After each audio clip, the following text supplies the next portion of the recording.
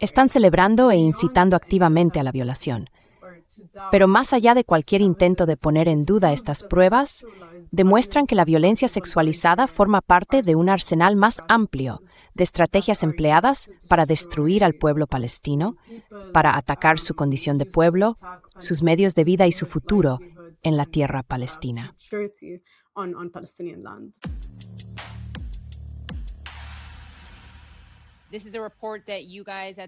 Este es un informe que vosotros, en el colectivo feminista palestino, elaborasteis con el apoyo de la Internacional Progresista.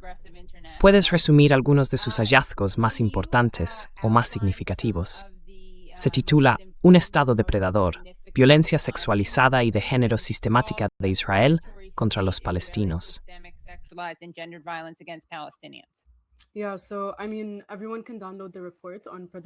Sí, bueno, cualquiera puede descargar el informe en predatorystate.org. Tiene casi 200 páginas. Es en esencia una historia cronológica del uso de la violencia sexualizada y la violencia de género contra los palestinos desde el principio o desde el comienzo de la Nakba, desde la creación de Israel hasta abril de 2026.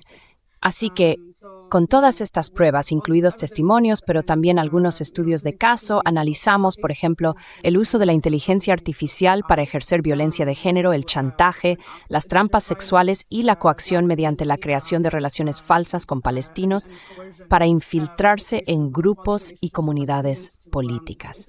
Y llegamos hasta el sometimiento de los palestinos a tortura sexualizada, violación y humillación.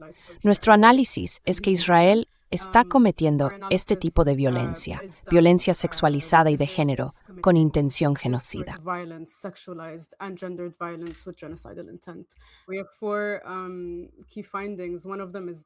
Tenemos 4 conclusiones clave.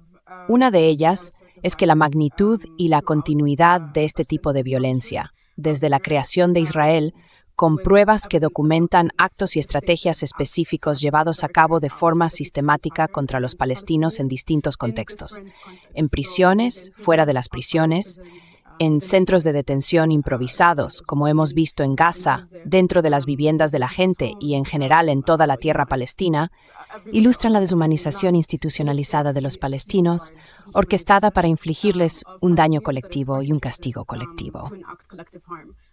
La segunda conclusión es que los métodos de violencia sexualizada que analizamos constituyen un patrón que deriva claramente de una política y un mandato coordinados.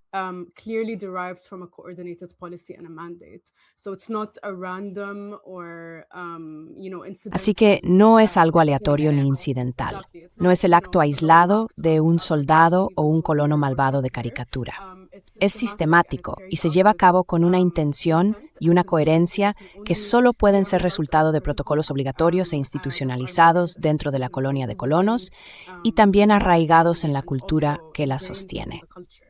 La tercera conclusión es que el propósito de la violencia sexualizada o el propósito de ejercer esta violencia es infligir terror colectivo a los palestinos.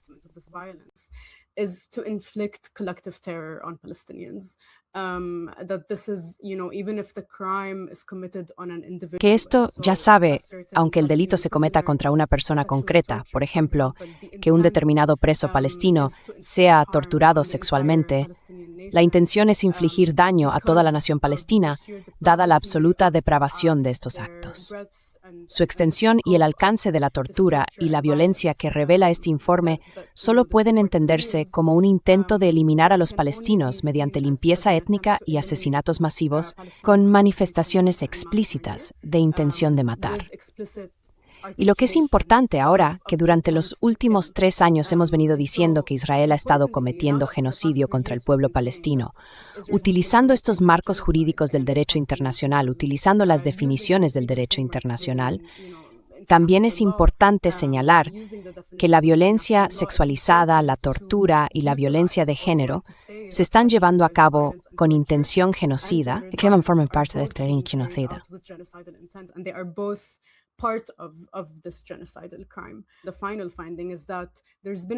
La conclusión final es que ha habido una clara aceleración de la violencia sexualizada desde el nombramiento de Ben-Gvir como ministro de Seguridad Nacional en 2022, y han salido varios informes, testimonios incluso anteriores al inicio del genocidio en Gaza, que indican, más allá de toda duda y de cualquier intento de negarlo, aunque en realidad no estoy viendo intentos de negarlo por parte de nadie en la población o el Estado israelí.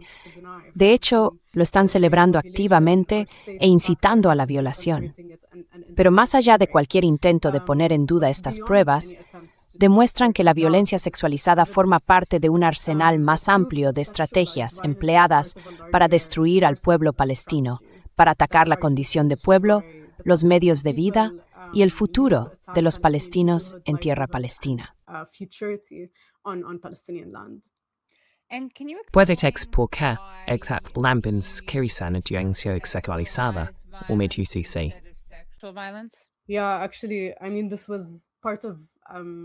Sí, de hecho, esto formó parte de un debate interno que tuvimos mientras elaborábamos este informe. Cuando la gente consulte el informe, verá que al principio incluimos un glosario de distintos términos. Elegimos violencia sexualizada porque ciertos tipos de violencia que hemos observado, por ejemplo, desde la humillación sexual hasta la violación o la tortura sexual, encajan en distintas definiciones o cumplen distintos criterios de tipos de violencia. Por eso llamamos violencia sexualizada como un término paraguas que engloba los tipos de violencia.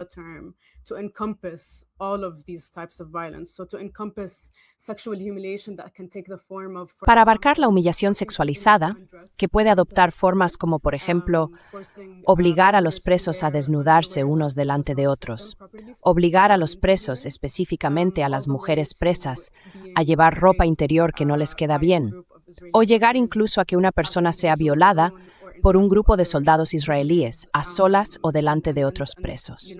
Y también, por supuesto, como todos hemos visto, las fotos de soldados israelíes que, después de irrumpir en hogares palestinos, se fotografían con lencería, convirtiendo de algún modo la intimidad y la sexualidad en armas contra el pueblo palestino, en un intento de humillarlo. Por eso el uso del término violencia sexualizada fue intencionado, para que sirviera como un término paraguas bajo el que pudieran englobarse todas estas formas de violencia.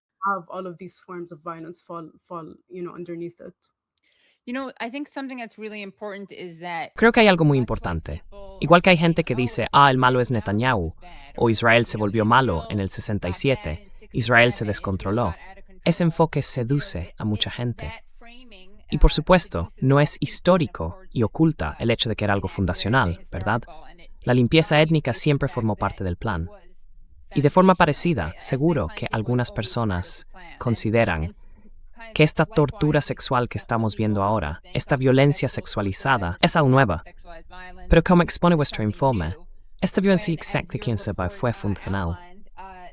Se utilizó para llevar a cabo una limpieza étnica.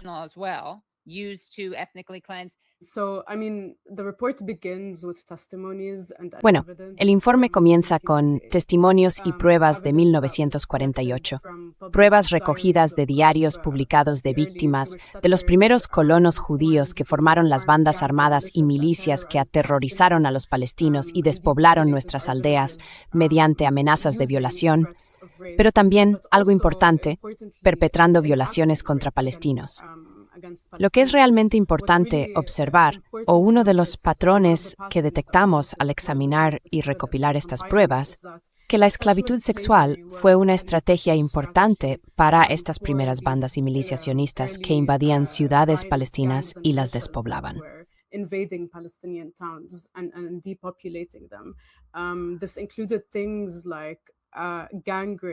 Esto incluía cosas como violaciones en grupo y el secuestro de niñas palestinas, amenazas de secuestrarlas, amenazas de violarlas, pero también secuestros y violaciones en grupos reales de niñas y mujeres en un intento de infundir miedo entre los palestinos en aquel momento y obligarlos a huir de sus aldeas.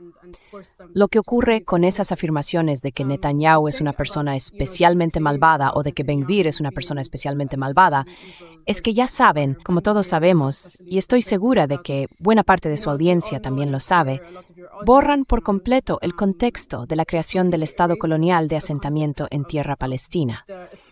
Es una incomprensión total de la dinámica de poder y del marco en el que se produce este tipo de violencia en una colonia de asentamiento.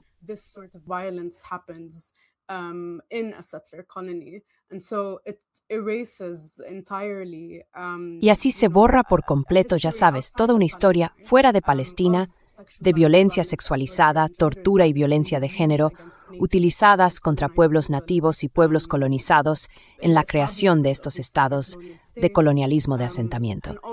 Y también de alguna manera se blanquea la narrativa de que esto es solo, como decía, una persona caricaturescamente malvada. Me resulta realmente confuso cuando la gente intenta minimizar o quizá cuestionar el uso de violencia sexual por parte de Israel contra los palestinos.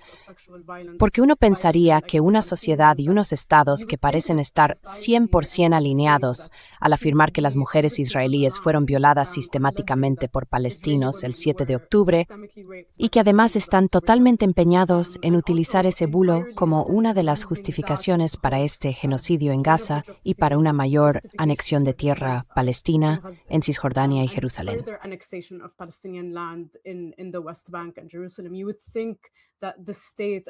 Uno pensaría que el Estado y su población no estarían tan dispuestos a aprovechar la ocasión para movilizarse a favor de la violación y la tortura de presos palestinos en particular, pero también de los palestinos en general.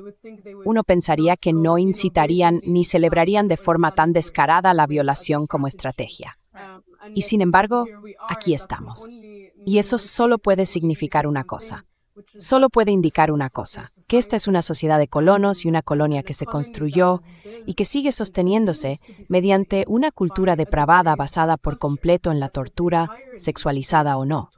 Está basada por completo en la opresión y la explotación de los palestinos y de su tierra. Y no es que simplemente se permita que esto ocurra. No es que solo se les pase por alto. Es el mismo fundamento sobre el que se establecieron la sociedad y el Estado.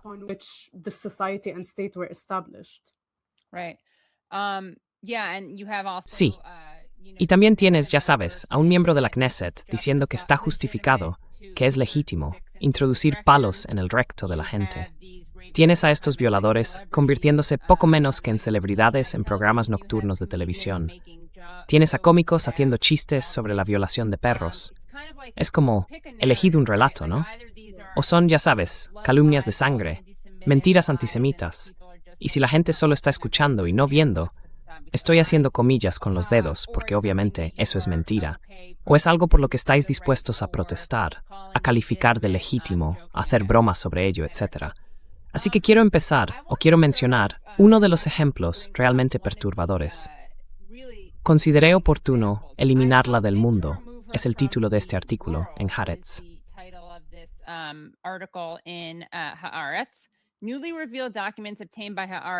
Documentos revelados recientemente, obtenidos por Haaretz, cuentan la historia, durante mucho tiempo oculta, de lo que Ben Gurión describió, entre comillas, como una atrocidad horrible.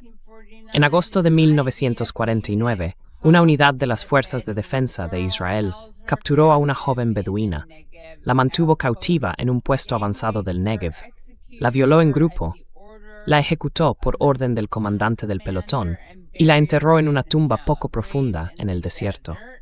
Así que, en 2003, se levantó el secreto sobre el diario personal del primer ministro de Israel, David Ben Gurión, y sobre otros documentos militares israelíes clasificados.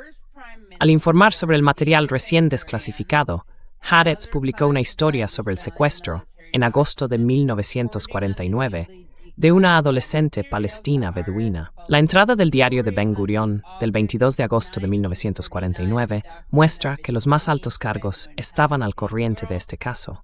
Escribió: se decidió y se llevó a cabo.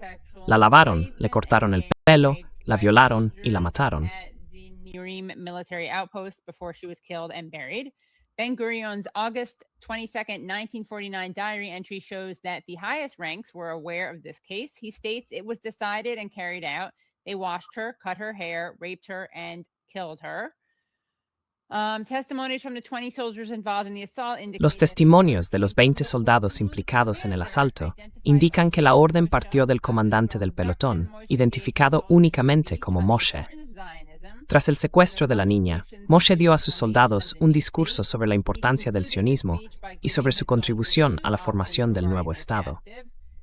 Concluyó el discurso dando a sus soldados dos opciones respecto a su cautiva. Podía convertirse en ayudante de cocina o en su esclava sexual. Como respuesta, los soldados corearon, «Queremos follar». Moshe organizó entonces un calendario de violaciones de 3 días para que soldados de 3 escuadras se turnaran para violarla. Tras la primera noche de violación en grupo y agresiones físicas, la niña perdió el conocimiento.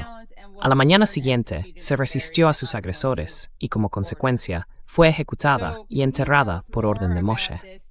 Así que, ¿puede contarnos más sobre este incidente y su contexto? Y sobre cómo y por qué vemos que este no es un incidente aislado. How and why this is not an isolated incident? Yeah, I mean, first, Sí, quiero decir primero una cosa que acabo de recordar sobre lo difícil que fue investigar esto. Hacer la investigación para este informe junto con otros miembros del colectivo es que estos documentos que se desclasificaron en algún momento, ya saben, tras cumplirse el plazo de 50 años, fueron desclasificados. Muchos de ellos fueron posteriormente sellados de nuevo y reclasificados como alto secreto. Así que hay pruebas que existen y que existían y que estaban abiertas al público, pero que después Israel volvió a sellar y reclasificó como alto secreto. La otra cuestión es, por supuesto, que la existencia de estas pruebas solo ha sido documentada de forma exclusiva por académicos y fuentes israelíes debido a estas restricciones físicas de acceso a los documentos que se deniega. Así que esto, pueden imaginarlo. Si esta es una entrada de diario que fue desclasificada y se permitió que entrara en la imaginación pública y en el debate público, pueden imaginar qué existe, qué sigue clasificado, qué sigue oculto en los archivos israelíes. O que simplemente desaparecieron, quiero decir que están como en el, o que fueron destruidos. Sí, fueron destruidos. O alguien muere y tiran su diario, claro, sí. Right, yeah. Exacto. Destruidos o existiendo solo en los recuerdos de quienes los perpetraron.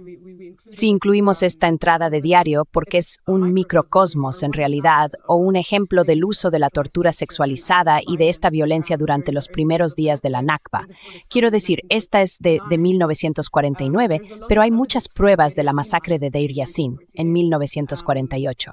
Muchos supervivientes en aquel momento dieron testimonios sobre cómo se utilizaba la violencia sexualizada contra ellos para obligarlos a huir de sus hogares. En concreto, milicias sionistas que después fueron constituidas oficialmente y convertidas en las FDI. Milicias sionistas que usaban altavoces.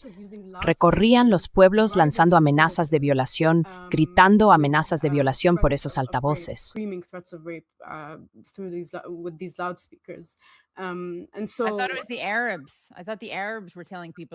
Pensaba que eran los árabes. Pensaba que los árabes le decían a la gente que se fuera, ¿no?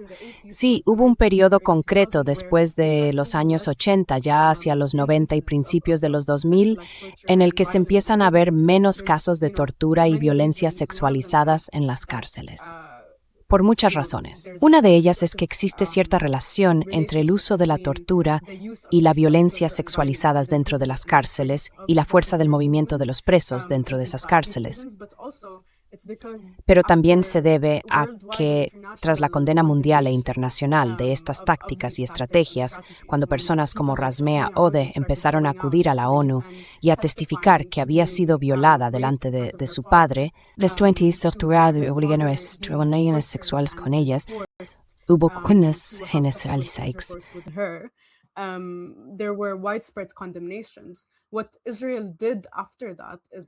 Lo que hizo Israel después fue crear un marco legal para dar cabida a la tortura y la violencia sexualizadas, para situarlas dentro de unos límites que se consideran permisibles. Y esto, ya sabe, se reveló en un informe de Domir a principios de los años 2000, después de que creó en 1999 el Tribunal Supremo israelí estableciera esos límites dentro de los cuales el uso de la tortura y la violencia sexualizada se considera razonable. Por supuesto, según el criterio de quienes las aplican contra prisioneros palestinos. Esto incluye cosas como la tortura, que no deja marcas físicas en las personas. Incluye cosas como la tortura psicológica, infligir dolor psicológico mediante el uso de violencia sexualizada.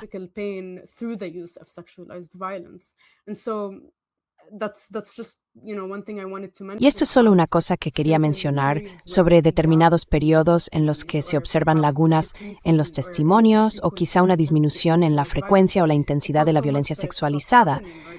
No es tanto que dejara de producirse o que disminuyera siempre en intensidad o frecuencia.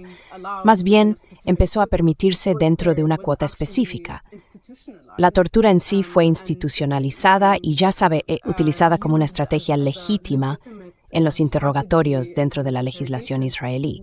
Quiero decir, por supuesto, sabemos que para los palestinos da igual que esté o no establecida en la legislación israelí, pero esto es extremadamente importante para nuestras conclusiones, porque ilustra un uso metodológico de la violencia sexualizada contra los palestinos.